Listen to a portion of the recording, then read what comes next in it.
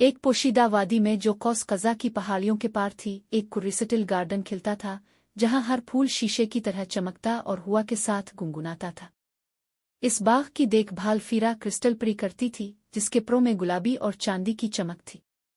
हर सुबह फीरा ख्वाबों की शबनम से फूलों को सैराब करती और उन्हें हंसी और रोशनी भरती। लेकिन एक रात शेडो नामी एक तारीख धुंध वादी पर छा गई, जिसने क्रिस्टल फूलों की चमक और आवाज छीन ली। फीरा बाग के ऊपर उड़ती रही, मगर उसके अपने प्रों की चमक भी मध्यम पड़ने लगी।